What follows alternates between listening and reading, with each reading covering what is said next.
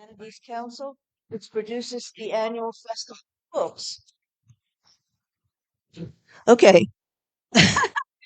All right. I don't need to repeat that then. We hope that you enjoy the festival and will provide feedback. And you can provide feedback through our website or through this fine brochure here that you scan the QRC code and get access to the feedback.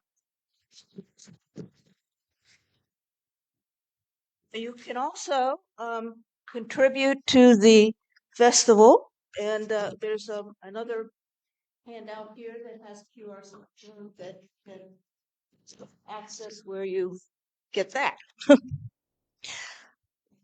And also, you can pay for a raffle ticket for the drawing of the Festival of the Guide cover image, which is fabulous. And we also want to thank all our numerous supporters, organizations, and individuals who have contributed, and they're acknowledged on the back of the Festival of the Guide booklet. Okay. Now, to get to the most important part, our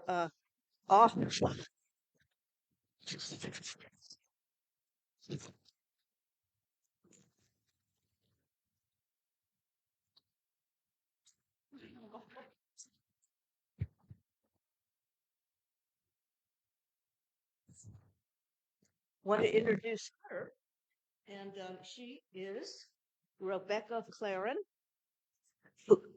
Look, Rebecca has written about the America West for more than 20 years and has received the 2021 Whiting Nonfiction Grant for her work on the cost of free land. Her journalism, for which she has won the Hillman Prize, an Alicia Patterson Foundation Fellowship, and 10 grants from the Fund for Investigative Journalism, has appeared in Mother Jones, High Country News, The Nation, and Indian Country Today. Clarren's 2018 novel, Kickdown, was shortlisted by the Penn/Bellwether Prize. So a very notable background for our speaker here. And so, Rebecca, I'll turn it over to you. We were just discussing this podium is not really a good one for us. Thank you so much. Hi, everyone. I'm so delighted and honored to be here today in this beautiful hall. And hopefully you can all see me over this. I'm not the tallest. So my book, The Cost of Free Land, it started with 3 questions. What are the stories we tell in families and in nations? What are the stories we don't tell? And why? Why don't we tell certain stories? In my family, we had so many stories that I really loved hearing growing up about my Jewish homesteading ancestors. There were the ones that I like to think of as like our greatest hits. There's the one about my Uncle Louis who could stand on the back of a horse, or another about a cousin. This is the story. I don't know if I believe it, but the idea is that every morning when he was just 5 years old, he would wake up and between the house and the outhouse, he would have to clear the path of rattlesnakes. And then there's the story that especially the women in my family love to tell, which is about how my great-great-grandmother, Vigetka, in the winter in South Dakota, so you all know what that means, how cold that is, she would send her daughters outside armed with an axe or a stick of wood maybe, and she would tell them to crack the ice of the creek that ran behind the house. Then she would strip naked and dunk herself in that freezing water. This was a Jewish ritual called a mikvah, which religious women do to mark the end of their menstrual cycle. And yet for all of these stories, there was never any story about my family's Lakota neighbors. The nearest Lakota reservation, which was the Cheyenne River Sioux Tribe reservation, was only 13 miles away from the northern edge of the ranch. And I think this is important because, of course, both the stories we tell and the stories we don't create the myth that we pass to future generations. As Janet nicely and kindly mentioned, I've been writing about the American West for 15 years. And I really have thought of my job as a journalist is how do you take seemingly very boring federal law and policy and show how those play out in ways that are not boring in any way in the lives of individual people and families and communities. And when it came to my own family story, my own family history of being homesteaders on the South Dakota prairie, I maintained a blind spot for a very long time. And I'd like to sort of demonstrate just how wide and deep that blind spot was. I'd like to read to you all from just the very beginning of the book. If you're like me, I always like to know at these things, like what's going to happen? What am I in for here? So I'm just going to tell you, I'm going to do a little reading, a little talking. I have slides that are photos from the book, and I'm going to share some of the stories behind those stories. And hopefully we'll have a little time for questions at the end. Thank you again for being here.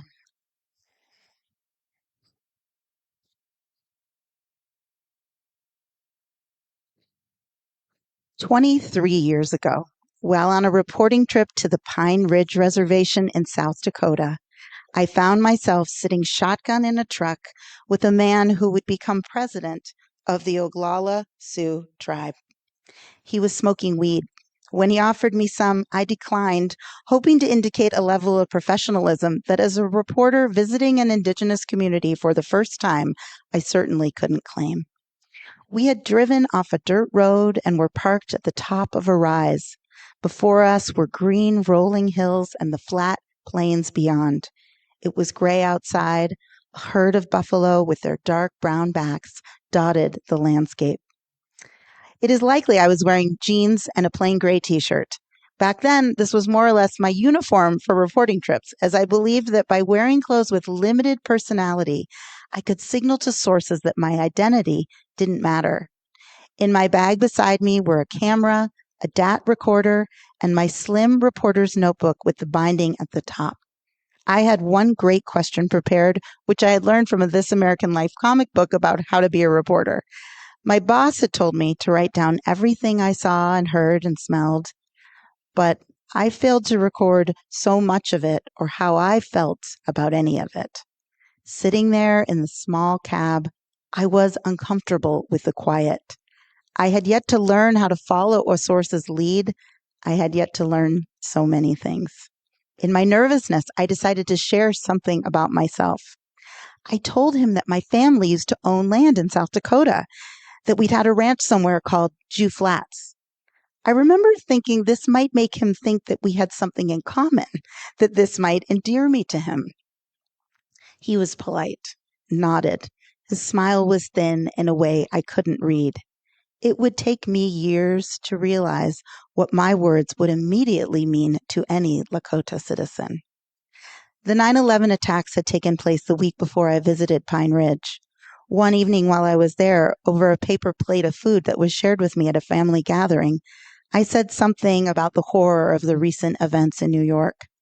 Sitting beside me, a former American Indian Movement activist stared at me, her mouth a flat line. She said, "Now you know what it feels like to be attacked and invaded. It's about time for Americans to understand what that feels like." The day before, an Oglala elder had told me, "When I saw those people running through the streets with terror, I was reminded of my ancestors running in fear at Wounded Knee." Even then, I failed to connect certain dots, certain historic realities between her, the Lakota, and myself. All these years later, what stays with me from that reporting trip, what seems now to be the clear central narrative, appeared at the time to be only tangential to the article I was there to write. So this is by no means, what follows is what I like to call an entangled history of my Jewish homesteading ancestors and their Lakota neighbors. It is by no means meant to be a complete history of Native Americans, of the Lakota Nation. It is certainly not meant to be a complete history even of Jewish Americans or immigrants. Instead, I think of it as the place where these histories push and pull on one another, because if you are taught these histories in silos, if you are taught them at all, it is likely you miss the depth of the injustice, the depth of the way that the United States very clearly created policies and laws to help certain groups of people and truly harm others. I think because I'm a journalist and I'm not trained as a historian, this isn't a book that just lives in the past. It travels back and forth between what happened before and shows the legacy of those policies and how they play out today. And so a lot of it's written in contemporary times. And yet, because of this interest that I had in writing as wide and as deep as a history as I could, the book doesn't actually begin in South Dakota. Chapter 1 begins in Russia, which is where my family was living before they came to America. And I just want to read to you a little about the circumstances that my family were experiencing back in Russia that led them to come here. They lived in a little shtetl called Kapulya. And yesterday I was in Omaha speaking to a Jewish community there. And I can't tell you how many Jews there are from my same tiny shtetl that was near Minsk in Belarus today, what's today Belarus, that live in Sioux City, in Omaha, in this area. To understand how a Jewish community ended up settling on Lakota land, we must begin in Odessa in the spring of 1881, when my great-great-grandfather, Harry Sinekin, was around 19 years old. It was unseasonably hot. In fields outside the city, crops were wilting. An economic downturn had left thousands of factory workers unemployed. People were hungry. A dry wind blew incessantly, raising dust and dirt that fell from the sky like ash. Months earlier, terrorists had assassinated the Russian Tsar Alexander II. Rumors boiled in the streets and the countryside blaming Jews. Though unfounded, the accusations flourished. Jews had long been reviled as different, as Christ killers. In early May, as out-of-work men spilled from taverns, they formed a mob, storming the streets looking for Jews. Some later reported hearing the chants, "The Jews, they drink our blood." Harry Sinekin, drawing on the survival instincts that would serve him well on the South Dakota prairie 2 decades later, dove under his bed as soon as he heard the angry rioters. If he was armed at all, it was with a kitchen knife, as it was illegal for Jews to own guns. Harry heard men yelling. He heard the windows shattering. He heard the door crash to the ground. The mob smashed every mirror in the house. They broke all the furniture. And then Harry felt the heavy wooden bed frame crash onto his face. His nose broke. Blood was everywhere. The peasants or the soldiers, whoever they were, they found him and beat him. They broke every one of his ribs, set fire to his house, and left him for dead. The looting of Jewish shops and homes and the attacks on Jewish people continued in Odessa for 6 days. Such violence towards Jews was so common, so systemic in Eastern Europe, that it had a name, pogrom, which comes from a Russian word that means both to destroy and to conquer. Somehow, Harry survived and escaped. But for the rest of his life, he would suffer from the effects of beating and smoke inhalation. Even so, he was lucky to be alive. This is an immigrant story. Like all immigrant stories of survival, of leaving the known world to flee to a new place, it begins with fear and relies on luck. My family stories about Harry have always followed a classic script. We highlight his pluck and how he overcame adversity on the road to opportunity.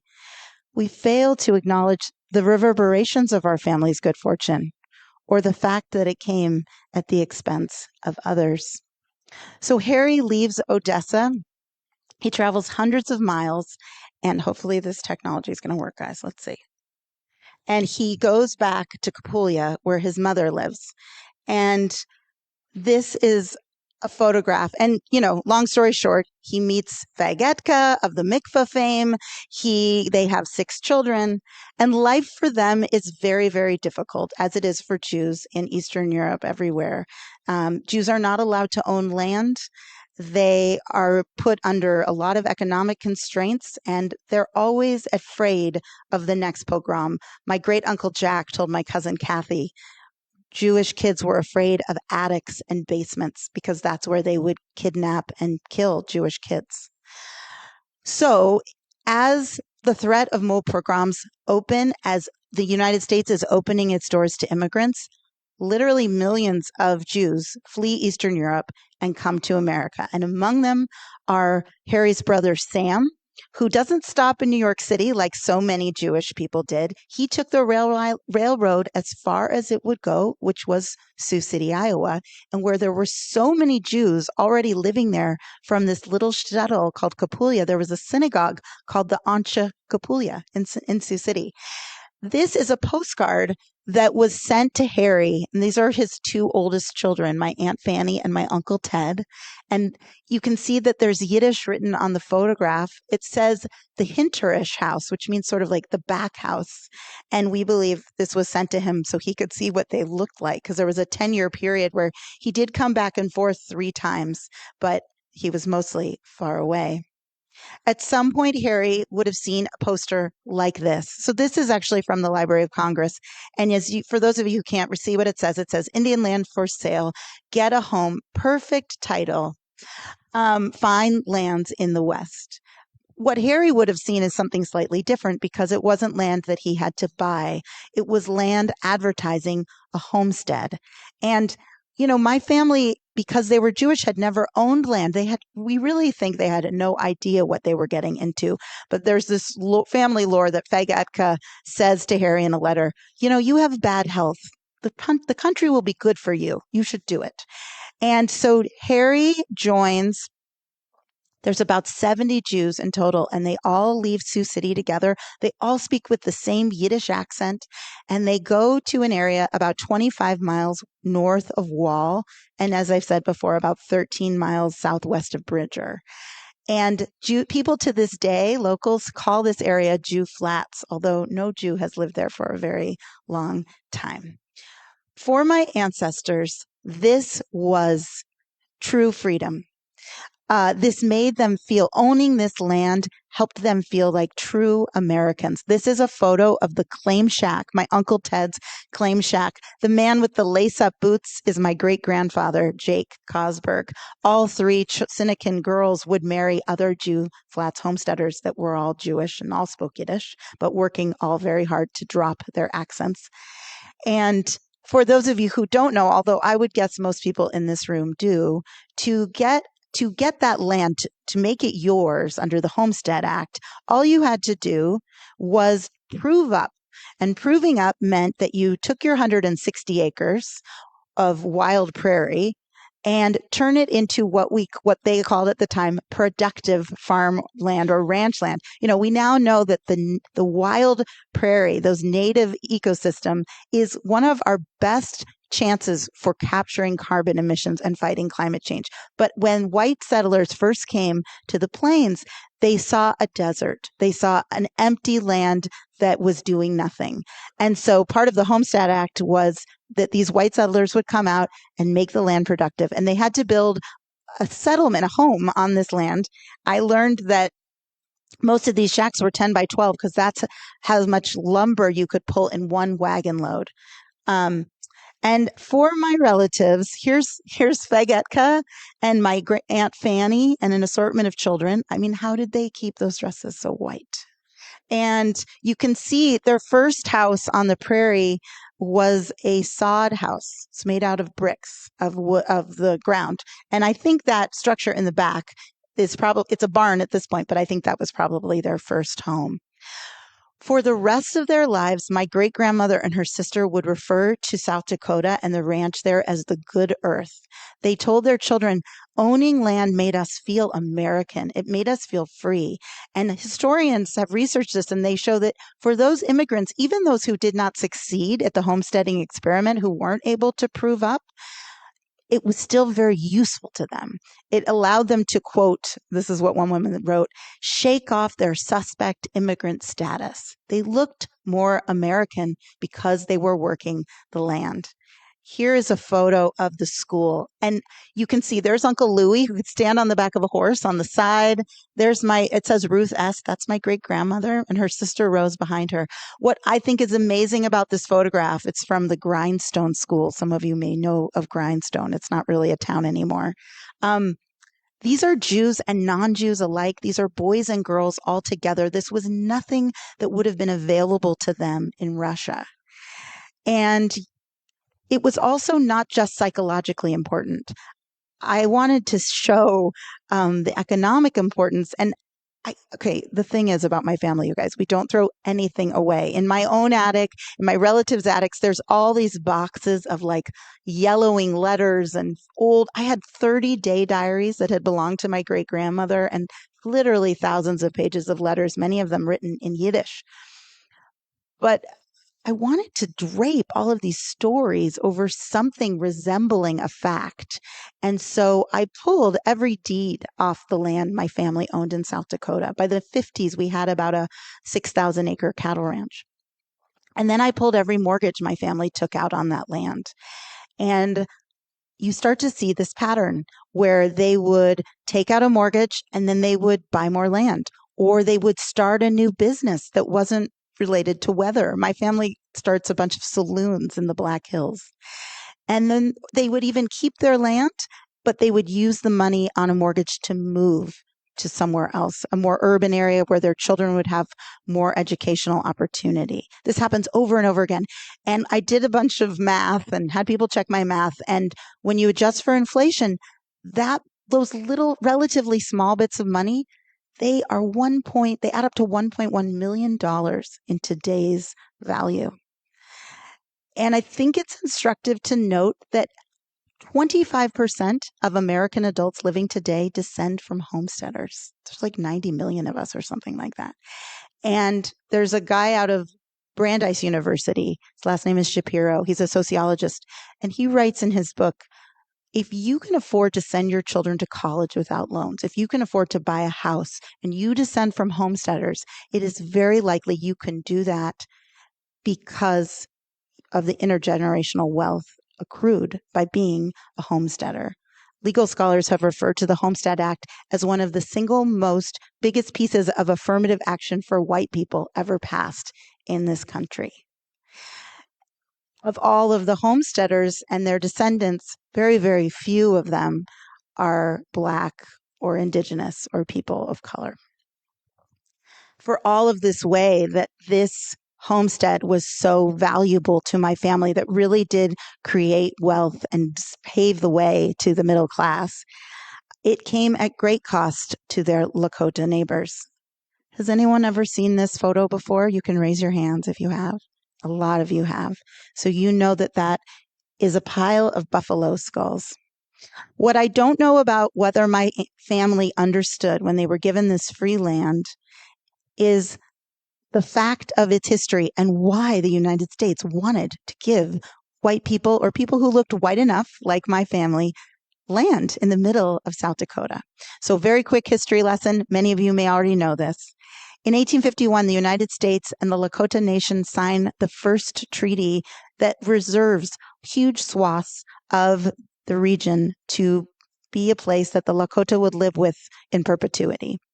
And yet at the same moment, general moment, California and its raft of natural resources is becoming a state.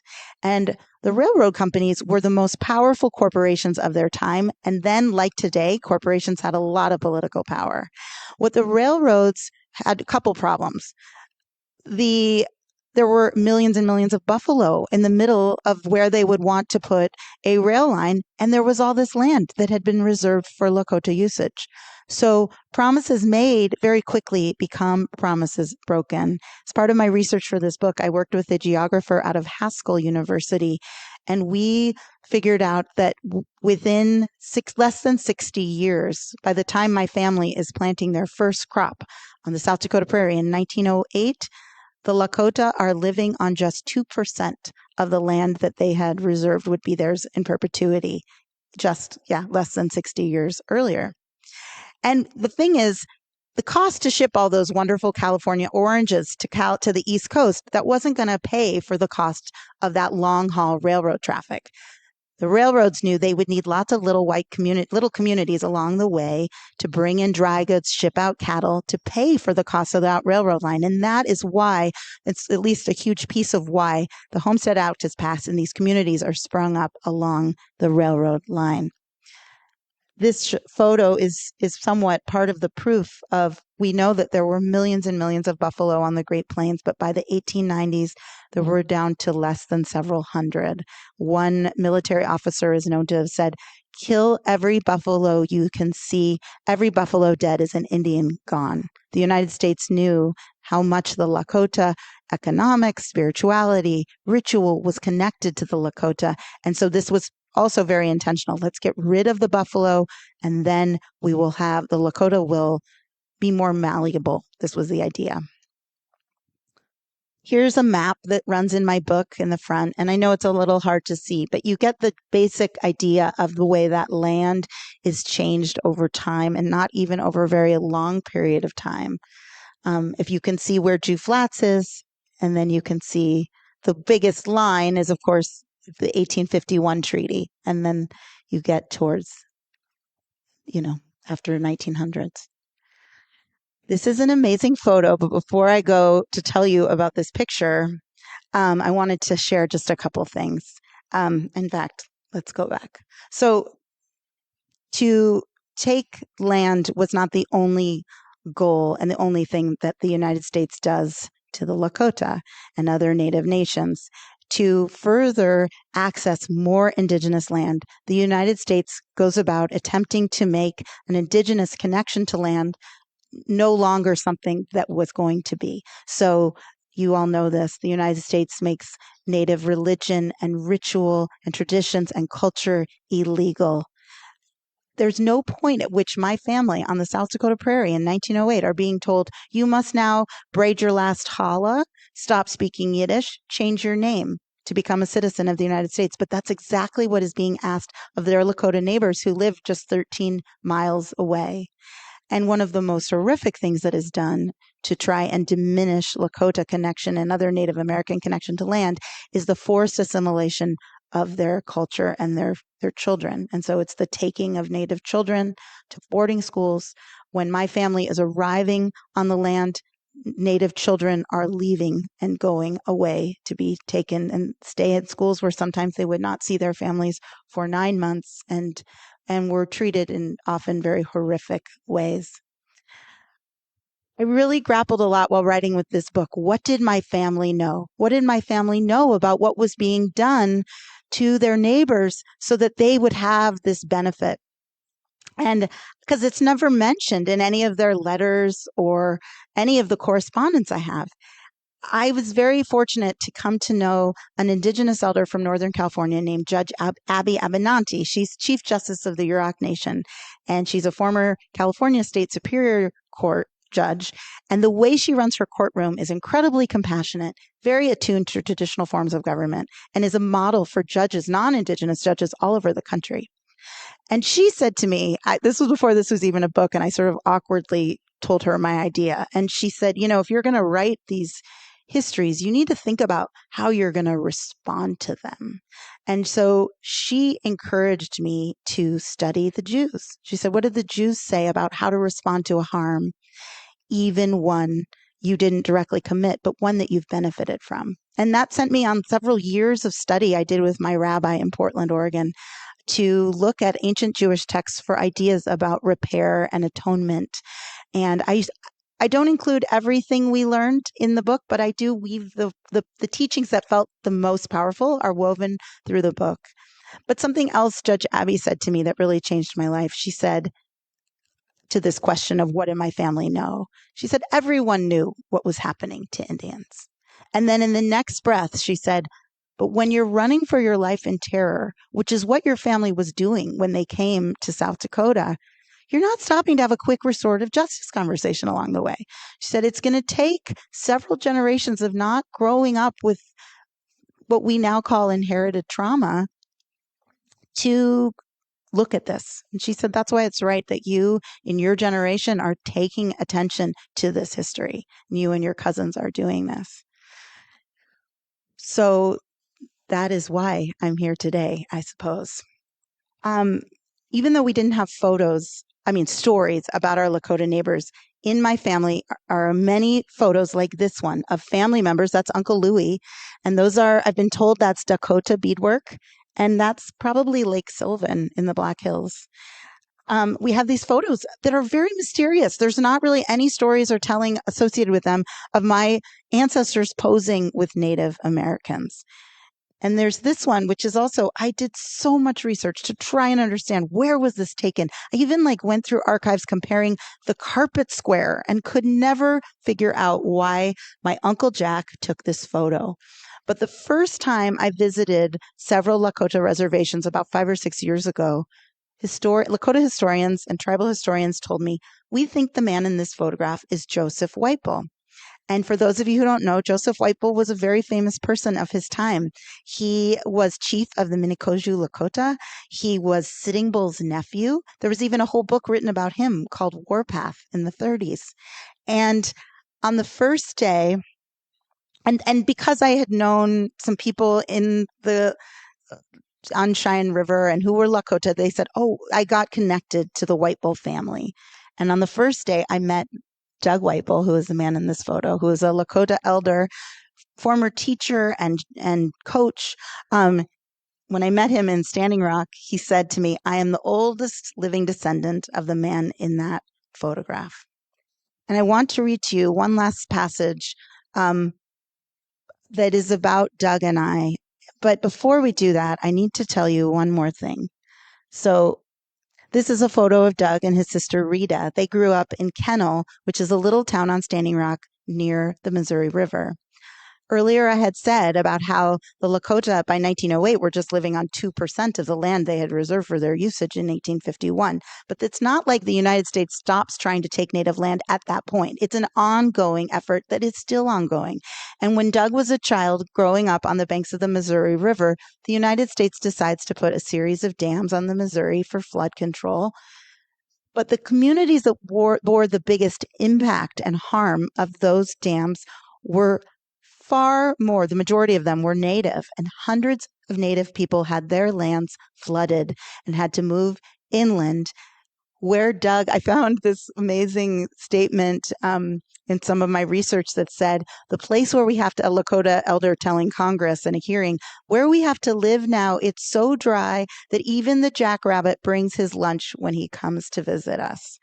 And so I'm going to read to you from a day when Doug and I went and visited what was left of his family's land on the Missouri River.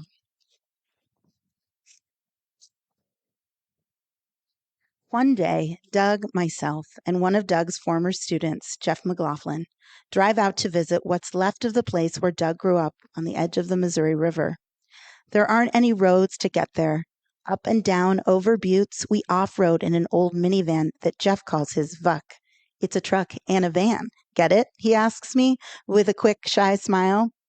Jeff, like many former students, calls Doug Lake Shee, Lakota for uncle. As we near the cut bank far above the deep blue water, red chokecherries and wild plum cluster in the folds and creases of the land. When we reach the grassy slope where Doug used to run barefoot with his sisters, I ask him how it feels. Feels great. Feels like home, he says, closing his eyes under the bright sun. Swallows swoop through the sky. The air is filled with birdsong and the buzz of insects in the river and the wind. But for the moment, I'm not noticing any of that. I'm distracted by our effort to touch the past. An old cemetery, fenced off and thick with chokecherry, has survived the flood. While it had been slated for removal, the water never got that high, and the feds, by neglect or delay, left it alone. Deep inside the thicket of wild plants are gravestones of Doug's relatives, and he is determined to visit. Getting there will require this blind old man, who relies on his cane as if it were a third limb, to do the equivalent of bushwhacking. I explained to Doug where to put his foot and how to hold on to my arm and Jeff's arm. I'm embarrassed to share this part, but it's what happened. On the audio file, you can hear me asking, is this a good idea? Cautioning Doug to be careful. Jeff quietly helps Doug step over the wire fence, gets a camp chair out of the van, and sets it up in the shade in case Doug needs a break. I should have known better. By this point, I knew a lot of Doug's stories, especially his greatest hits, such as the time he, as a teenager, ran a 50-mile race, finishing with bloody feet. I knew about his time at boarding school when he was repeatedly hit and kicked by his teachers, sometimes with a wooden board across his bottom, for the crime of speaking Lakota or not making his bed correctly. I knew he'd survived all that and become a straight A student anyway. Not a person given to giving up, Doug slowly but steadily traverses the weedy expanse from the van to the graves deep in the middle of the cemetery. He never slows down, never complains. Standing as close as we can get to the old stones, the words in the marble etched in Lakota, I read the inscription to Doug and he translates. Here was Mary Whitebull, who died May 18, 1902, at the age of 4. The shade of the chokecherry makes patches across our faces. As Doug takes a moment to contemplate the graves, I'm struck again by the weight of his loss, of what has been taken from him and his family to ensure a specific brand of American progress.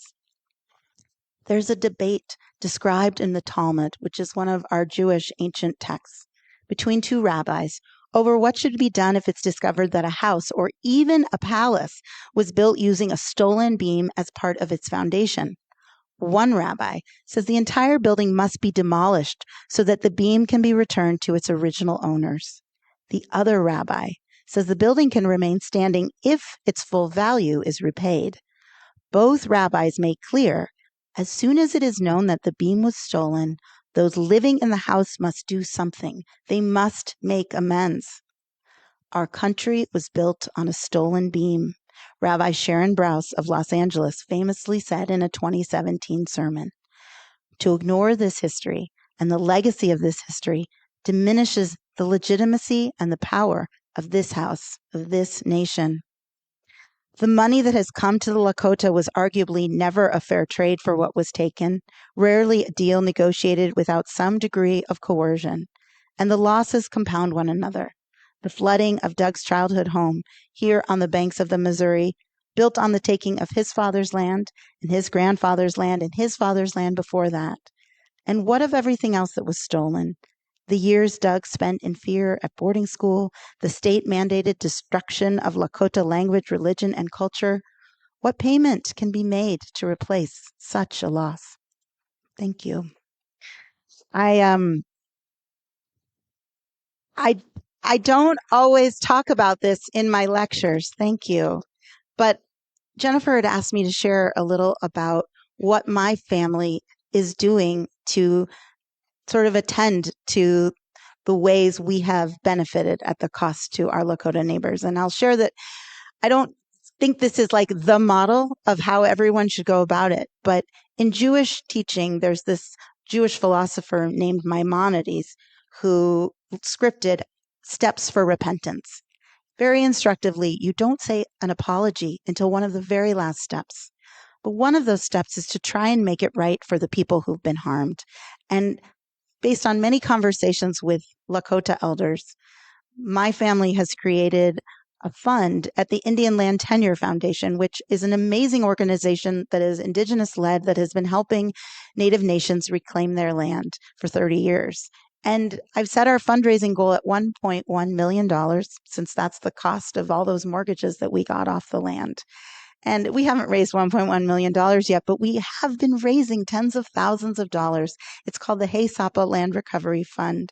And that money is being used for when private land sales come up in the Black Hills, which, as you may know, is land that is as sacred to the Lakota as Israel is to many Jews. It is their spiritual home and spiritual, where so many of the legends and ceremonies happen.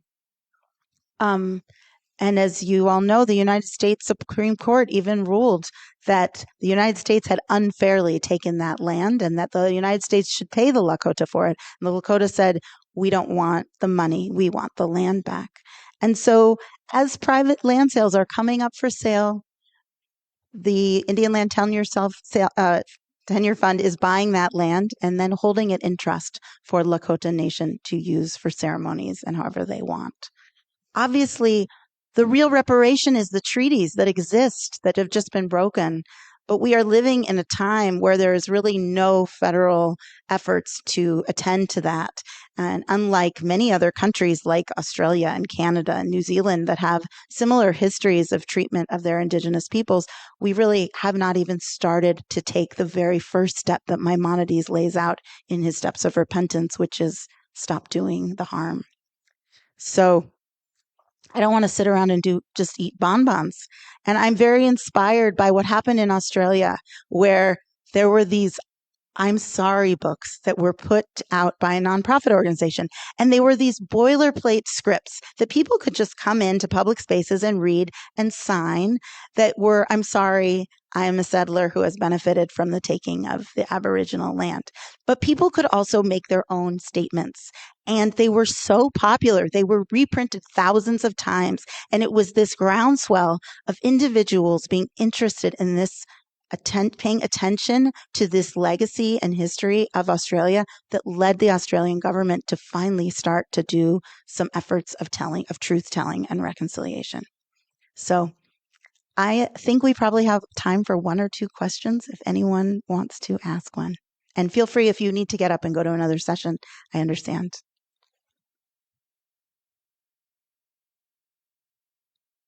Yes, in the back. And the wood, that was all that could fit in a cartload. Clearly that wood didn't come from the prairies, I assume. In all of your research, did you come across any indication of where they were sourcing the lumber from? Absolutely. So for my relatives, they were either bringing them from Pier or Rapid. That was sort of as close as you could get. And so that's why you didn't want to have to go back and get another load to build your house. You wanted to do it in one wagon, one wagon load. Yeah. Yes, Patty.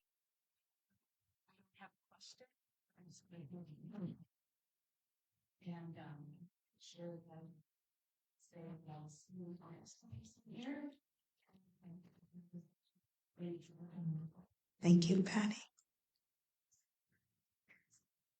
Thank you so much. Appreciate that. Well, thanks everyone. I'll be signing books at 4:30 if you want to come by.